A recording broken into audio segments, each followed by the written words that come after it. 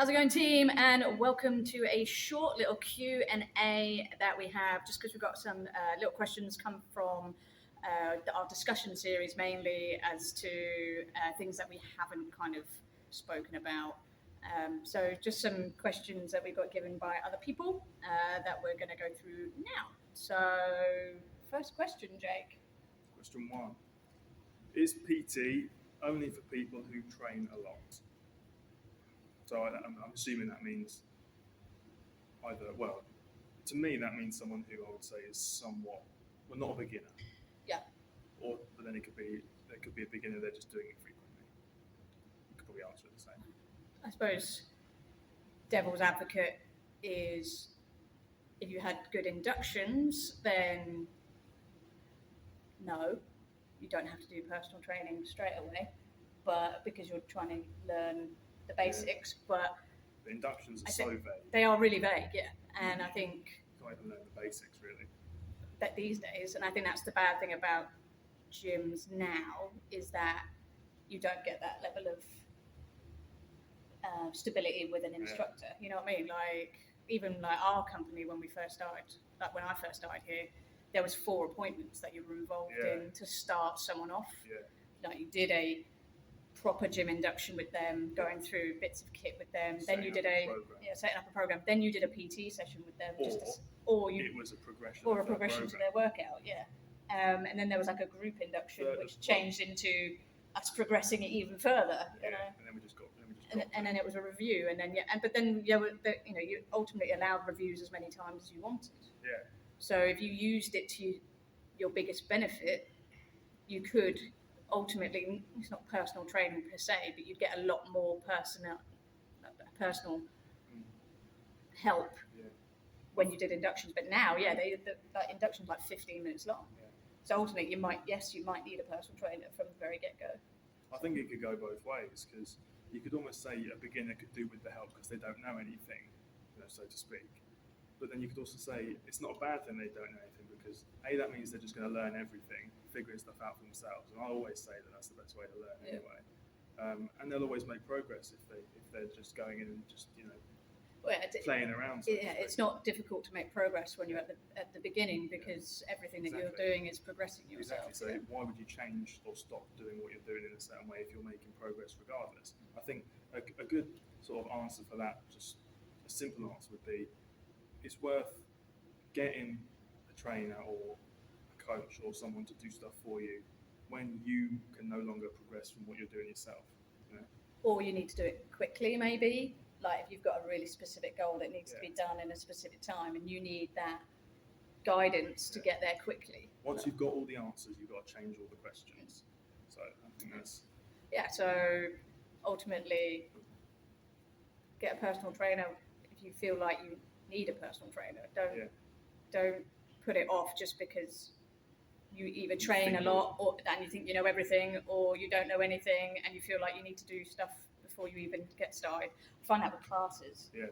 Like people don't go to classes because they don't think they're fit enough to do them, or they do classes because they don't think they're fit enough for the gym. Yeah. And it's I always say they're completely different.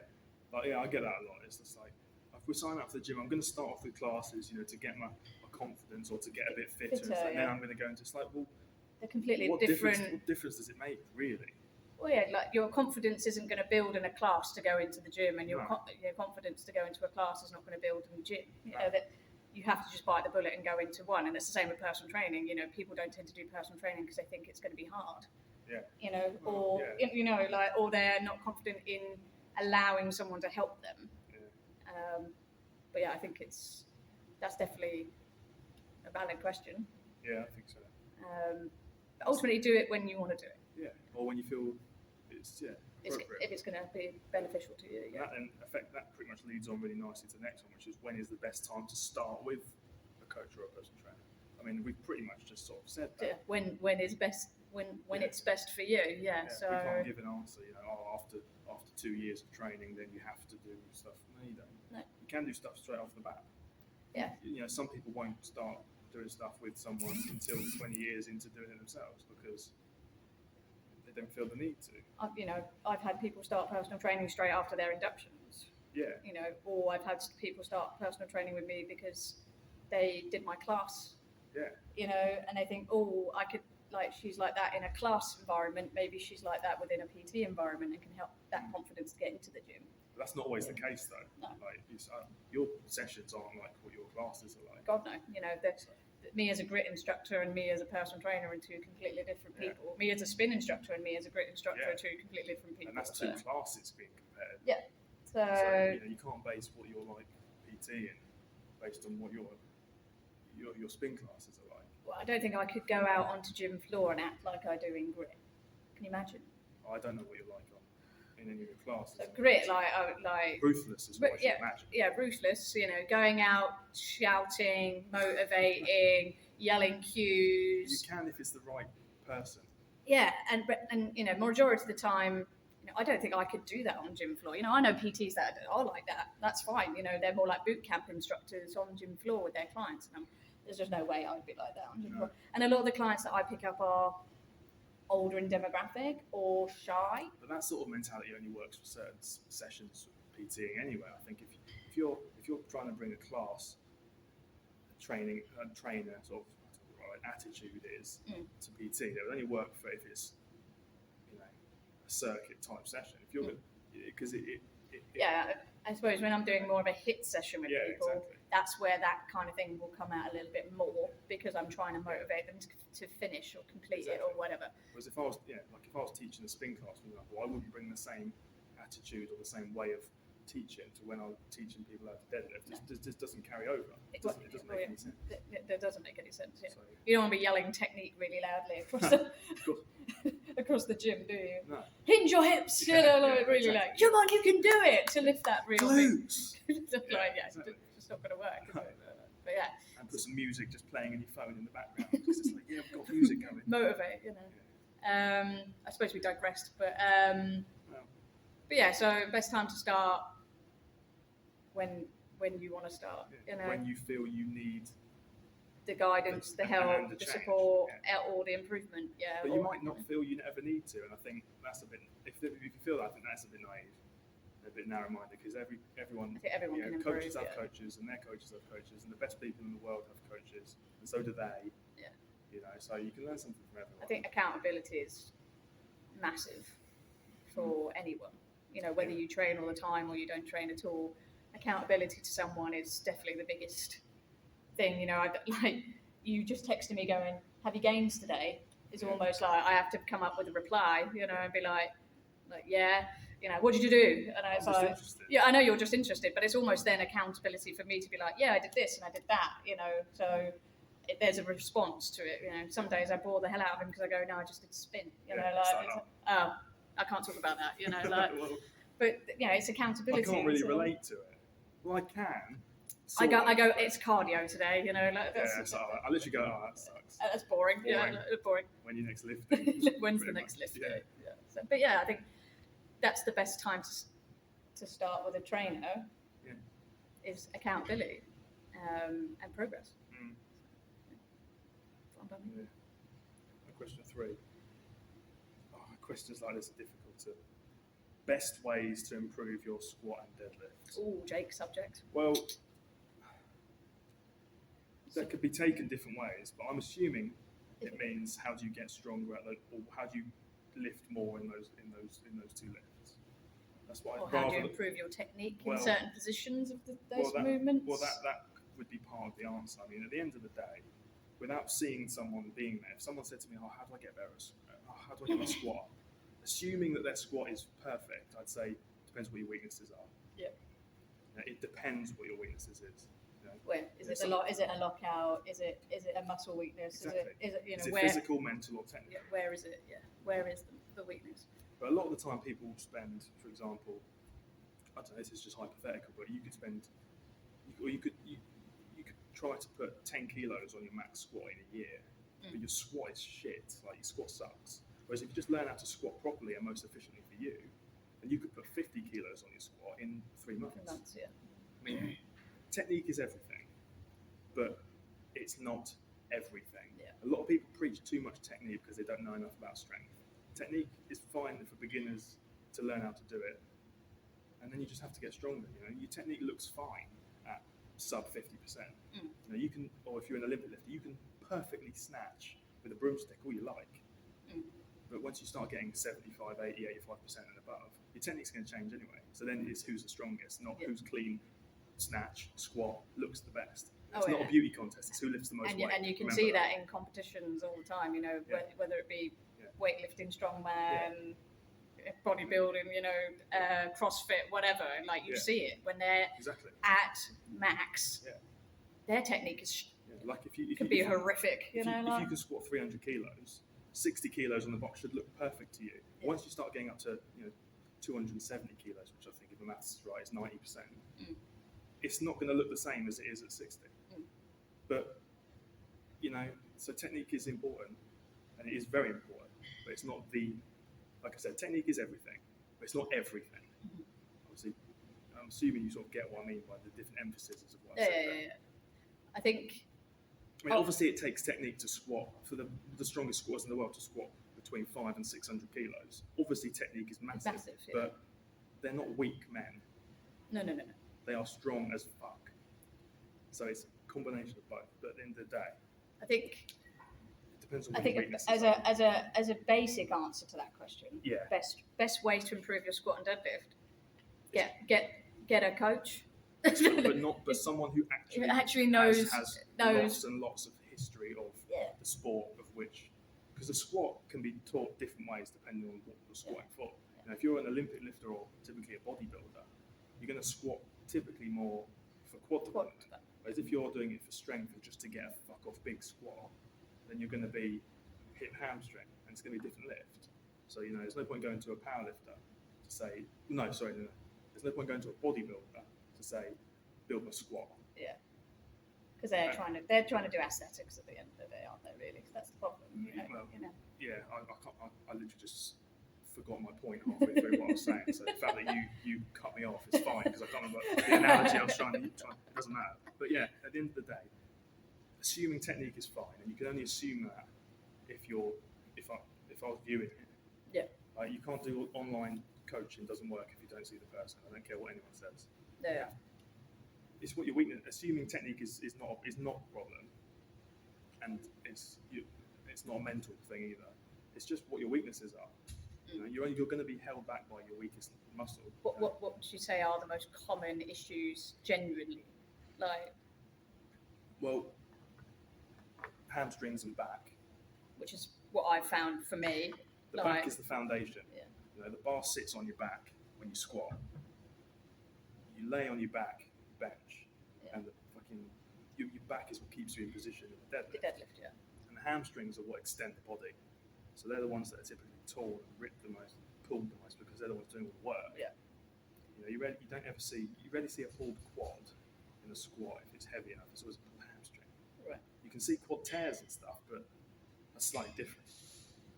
I think the majority of the time I find it's back and hamstrings, glutes that are weak, that stop strength in those movements.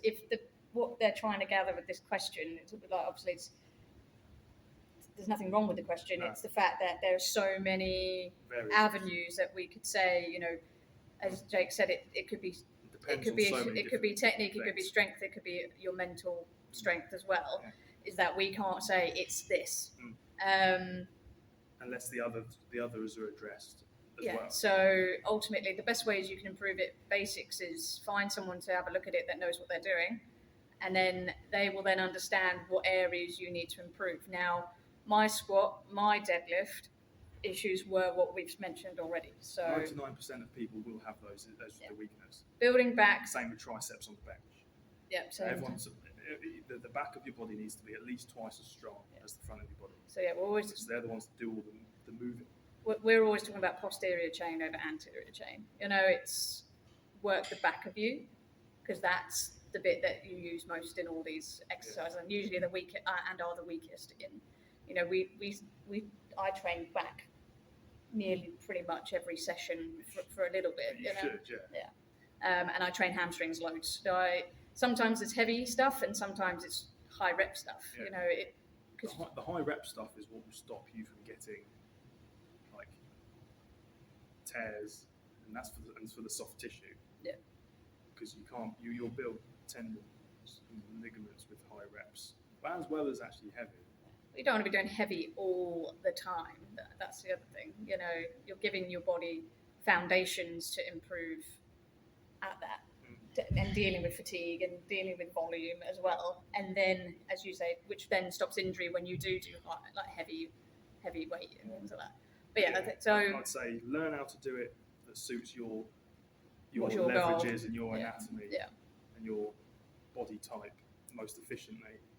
Because it's different to everyone. It'll be different for everyone. Well, yeah, like everyone's built differently. Someone like me is going to squat completely differently to like I've got. You know, I've seen, like Rich is on my Instagram. He's 6'6". Yeah, so squatting for him will be fucking hard. Squats and deadlifts. You want to be 5'6" to be a good squatter. Yeah. So like I squat better than him just because of I'm more compact. That's literally it. Yeah. You've got so little distance compared to him. The leverage is complete. Like when you watch him do a deadlift from the floor, it's almost like he's doing a deficit deadlift just from the get-go. Yeah. So his deadlift is harder for him to do than me because I don't have to put it up so high. Although then weight moves weight and all these things, which makes it harder for me to lift because I'm smaller. So that, you know, there's way too many things to take into consideration. You can't just say what's the right answer. What's the best way? There isn't one. Yeah, it's one of those that we could probably go on, and we have mentioned before that we are going to go into some technique cues for deadlifts and squats at some point on the gym floor. So maybe this is our kind of push to do that, so that at least people can have the basis of what good technique looks like.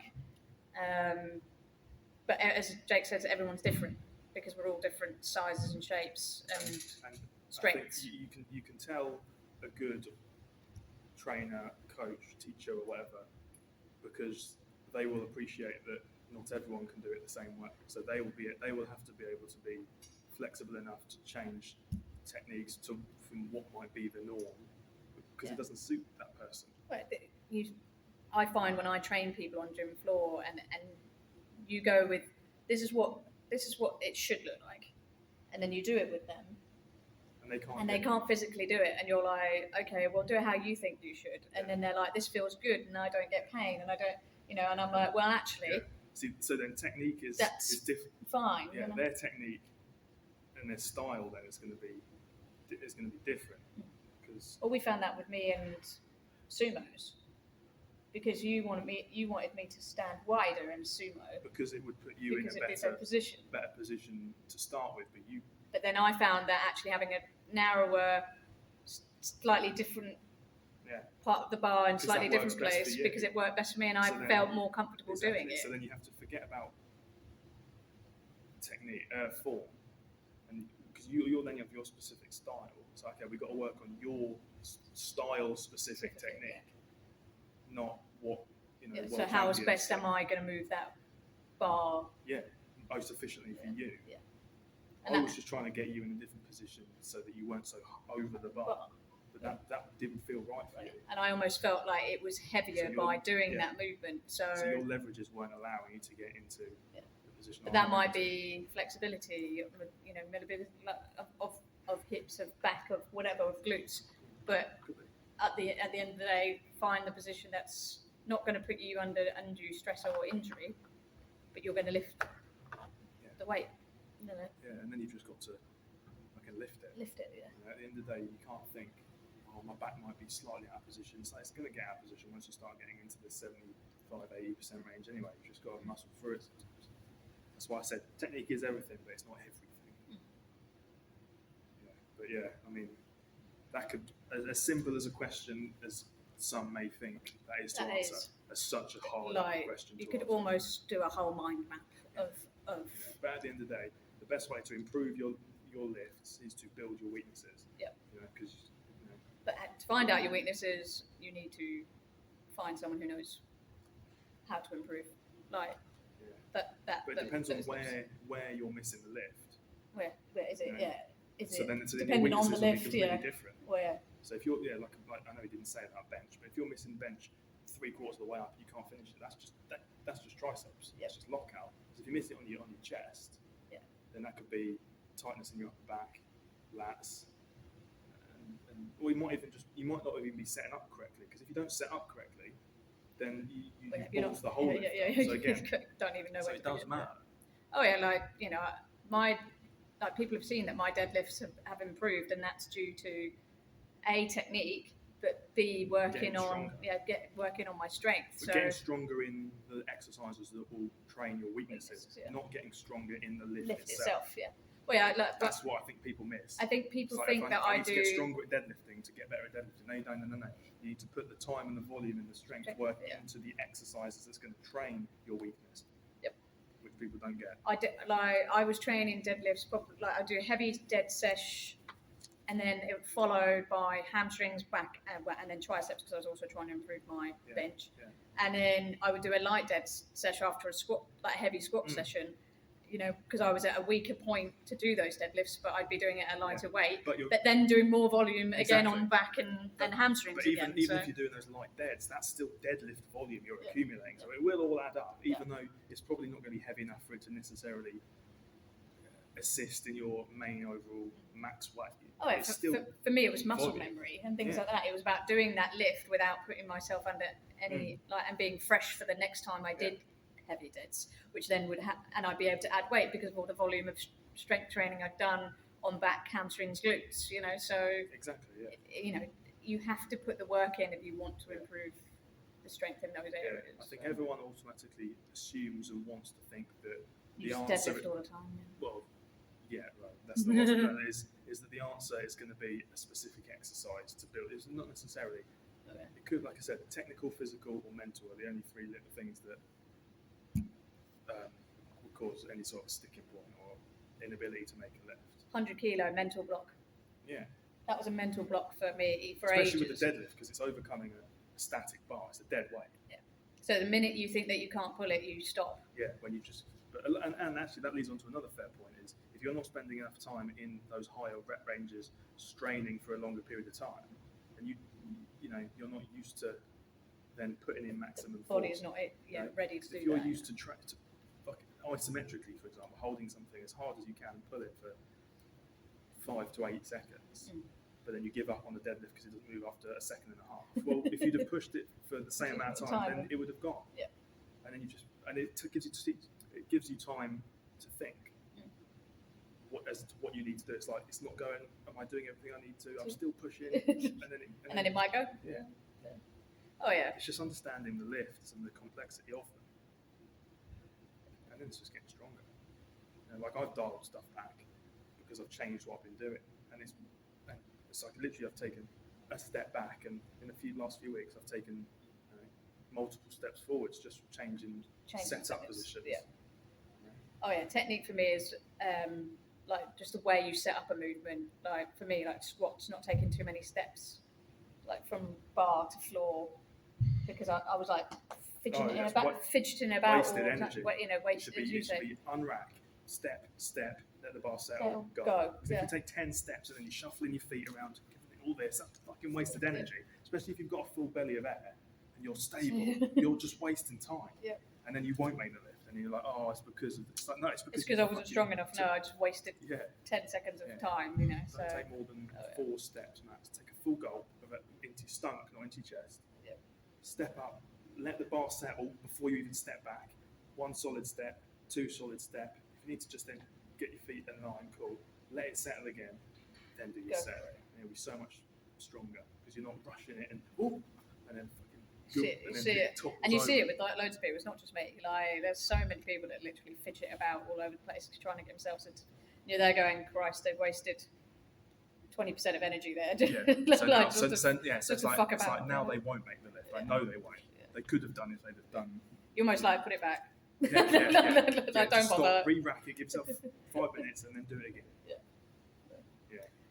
But yeah, we need to do those videos for squats and deads at some point, and bench, so that you at least know the basics of how to set up your and then alternatives lifts. And then what would be good for I think obviously I know we said everything won't work for everyone, but there will be some certain things I think everyone can benefit from primarily, so then you could do maybe an exercise or 2 afterwards that you can't go wrong with implementing. It's going to improve you.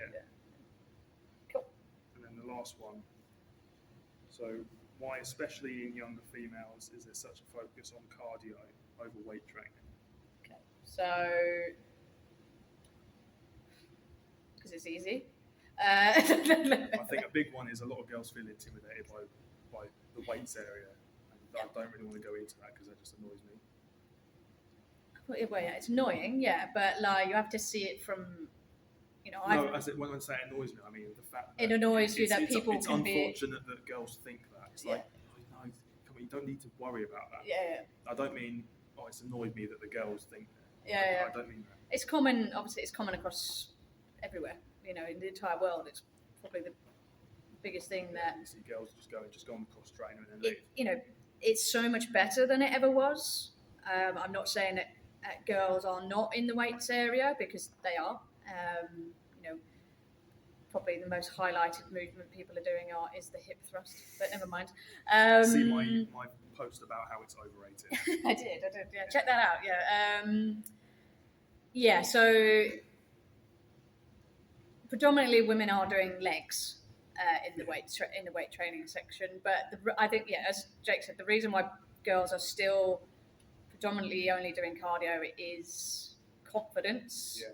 And I wouldn't say it's just girls either. I've done inductions with especially younger guys who clearly are not macho, maybe. It's a bad term, but and they feel intimidated by going out into the weight zone because it's the man's it's the man. I don't like it when it's the man. And you know, it took me, you know, I say it took me a long time to get into the free weights area.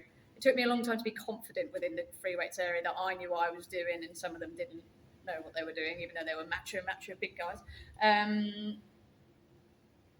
But yeah, it's still happening in the fact that you see girls on Stairmasters, bikes, in classes, you know. And they'll always stick to the same thing every time. It's like, right, I need to go in, I'll warm up on the cross trainer, do some crap squats, and then do some hip thrusts, and then Stairmaster, and then I'm going. And that's all they do. It's like, and I think it's more of a shame that happens rather than we're annoyed at the girls for doing that. I didn't mean I'm annoyed at them. No. It is a shame. It's disappointing to see. It's disappointing that they feel that it's all about, you know, this is how we get booties by wearing our bands around our hips and our knees or our feet, our ankles. They swear by that. Yeah, and going on the Stairmasters and doing that and stuff, or just doing abs or something like that. You know, it's like, and which is why I'm like big on making sure girls see me training in the weights area, and seeing, you know, fitness professional women getting in and showing that it's okay. But then ultimately, so, you know, I talk to some girls about that, and they ultimately find that, you know, me intimidating by being in there because I know what I'm doing and they don't. So then it's more of a confidence that they're not sure what to do. Looking sort of making them thinking that they're gonna make a tit out themselves. Yeah, which is ultimately a lot of the time when I do PT with people, is that they're like, oh, don't take me in there. It's like, yeah, let's go. And you're like, come on, let's go. And they're like, no, I can't do that in front of people. No, make me hide around this corner. And you're like, but you're not going to look like an idiot because I'm doing it with you. You know, I'm going to make you look like an idiot. You know, like, and so they even feel lack of confidence, even though we're there, that they're looking stupid in front of people. Like, oh my God, they're looking. And it's like, no, they're really not. They really don't. Like, and that's another thing. They think people care what they're doing. Yeah, exactly. You know, that they think that men are going, what the fuck is that? You know, but those sort of guys are only interested in themselves anyway, so it doesn't they really don't care. Yeah, you know. That's why I like coaching people in those sort of things, because it's like, I'm going to teach you how to do it right. So it doesn't matter if anyone's watching, because like all they're going to do is watch you do it get right, better, and then they're going to watch that I'm teaching stuff well. Not that they would then necessarily be able to say, oh yeah, that's right or wrong, because I think sounds awful, but the guys that are in the gym, and I know you're not doing this intentionally at all, it's about making it a nice place to go, like the weights area, and like there's a lot of guys who like to crowd in groups. And make it seem like they're not doing anything. They're not doing it on purpose. They're not. Yeah, let's get in a crowded group and create a little gang, and they're going to the gym with their mates. But ultimately, that when they're being loud and a little bit, having a laugh, and it's like that in a pub. You go into a pub, you feel a bit intimidated when guys are on. Unfortunately, it's men. When you see a group of ladies, and it's just the culture and socialness of the world. You see a group of ladies on a table having prosecco, having a laugh. It's almost like, isn't that cute? You see a bunch of lads with pints going.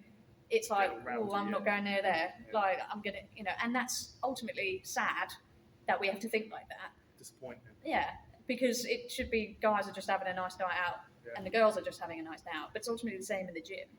A couple of girls go to the gym, and it's like, cutesy, they're doing a little leg workout together. Whereas the lads are together doing a leg workout together, and it's like, how often do you see that? What true, yeah. It's all this grunting, and it's like, guys, stop it. It was more of a joke. That guys don't do leg day. Yeah. So sorry, I should rephrase. Guys doing bench, chest and biceps. The Farnborough workout is what we used to call Farnborough. That's what the Farnborough boys used to come in, chest and thighs every day, and then shoulders. Friday night, before they went out on night out. Before going to True, Pump up. But yeah, so ultimately that's probably the answer to the question. There was like a digression from that question, which was, it was a client of mine that asked that question, and she said that it was her stepdaughter that did this, that just focuses on cardio all the time and doesn't do any weight training, and she's in her mid-20s and still thinking this, and I was like, that's a shame. But my client also said that, she only started doing things like yoga when she was in her 30s because she thought it wasn't beneficial. There was no point to it. And I'm there going, but flexibility and stretching and all that lot, mobility is paramount really early on in your world, especially alongside the weights. But yeah, so I think all these fundamentals, cardio, weight training, and stretching, they all have their place in training. They all need to be implemented. It doesn't necessarily mean. I'm not saying what the girls are doing is wrong, that getting on the Stairmaster all the time, but that's all they do. That's literally their workout. So warm up with it if you want, or finish off with it if you want. Yeah. Spend the majority of the time lifting weights. You don't have to. They don't want to necessarily. Then fine. Yeah. But if they're open to it, then I think my issue is when you buy a gym membership. Use the gym. Yeah. Why are you only coming to use the treadmill? Because you can go out for a walk. So you're ultimately paying like 50 quid a month. To do something you could do for free, which is actually more beneficial doing it for free outside. Outside, anyway. So make the most of your gym membership and make the most of the fact that there's so much kit in that gym. And we've mentioned it before, make the most of the instructors that are there because they're ultimately going to make you feel more confident on the kit. Because overall, that's what it is. It's intimidation and it's confidence. So it's that fear of looking silly. And, I felt like that 10 years ago when I started training. I was tiny. Well, actually, no, I was fat and then I was tiny. Because I just did cardio all the time and didn't build any muscles. Yeah. So I just turned into a weed. Yeah. People are like, well, yeah, but I want to lose weight. And it's like, but you want to be lean. You don't want to be, like, you could break me in half. The best one that is a spot on answer, I think, is females that say, yeah, I don't want to do the weights because I don't want to get bulky. Yeah. Lifting weights won't make you bulky. Eating lots of cupcakes. So don't worry about that. I think, if I'd had a penny for every time they said I don't want to end up like Arnold Schwarzenegger. Yes, I don't want you won't. I'm like, well, you have barely any testosterone in your system to be able to do that, and that's the point. That females and males are different. But that's why women need weight training, more so than men. Because it's harder. It's harder for us to build muscle. Yeah. Girls won't make the same gains as guys do in the same amount of time because of the sheer difference of testosterone compared to estrogen, and just that's how That's how it is. That's just life. Yeah, we can't do anything about that, ladies. But at the end of the day, some of us have more testosterone in our systems than others. Some girls have more testosterone. Some men have more testosterone, and you'll probably see that when people build quick, and that is genetics, but it's not all about genetics. That's just a hand in it. But if you put hard work and effort into it, then never be a victim of your genetics. No. I'm 5 foot. I can't do anything about it. It's just how it is. So you don't cry about it. No, just to myself at night.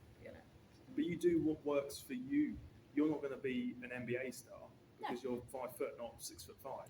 So you do things that you can do. Well, yeah, those compact lifts, deadlifts and squats are not perfect for me. I could probably do it being a bit taller, but and I'd move more weight. But it's just, but there are tiny people that can lift some big weight. Typically with squatters, the wider and more dense someone is, and the thicker someone is, the better squat that'll be, rather than tall. Okay. The deadlift can. I'm never going to be the best rower in the world because I'm small and I can't throw quite as big as everybody else. So it's just the way it is. I can't do anything about it, and you guys can't do anything about your genetics. You just got to get on with it, do what you can, and have fun with it as well. I think that's more important. So yeah, girls, lift. It's sexy. It's sexy. It is, yeah. Seeing a girl that's lifting versus seeing a girl that's on a cross trainer or on a treadmill. So much better. So much better.